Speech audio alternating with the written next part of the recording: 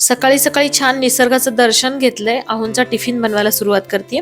आज दुधी भोपळ्याची भाजी बनवते म्हणून हा व्हिडिओ तुमच्यासोबत शेअर करते। अर्धी वाटी मूग डाळ थोडा वेळ पाण्यामध्ये भिजत घालूया।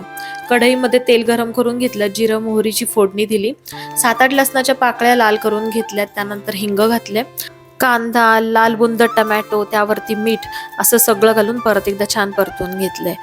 डाळीतलं पाणी काढून घेतलंय आणि फक्त डाळ आपण इथं चांगली कोरडी होईपर्यंत परतून घेतली।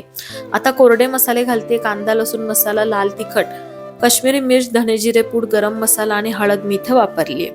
व्यवस्थित सगळं परतून आपलं झाल्यानंतर इथे आपण दुधी भोपळ्याचे काप जे आहेत ते घालून घेतोय आणि परत एकदा छान परतून यावरती अर्धा ग्लास पाणी काढून घेतोय।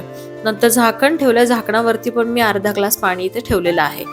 सगळ्यात आधी मी पोळ्यांचं पीठ मळत असते, म्हणजे ते छान मुरतही आणि मुरल्यानंतर पोळ्या ज्या आहेत त्या मऊसूत आपल्या बनतात।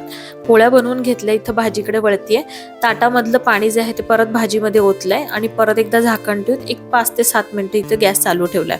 छान आपली इथं भाजी तयार झाली, ओव्हर कुक करायची नाही तरच ही छान लागते। मस्त असा टिफिन जो आहे तो आहोंचा तयार झालाय। पोळी भाजी सोबतच दही किंवा सलाड वगैरे मी देत असते। तर चॅनलला सबस्क्राईब करा, इन्स्टा पेज फॉलो करा। धन्यवाद।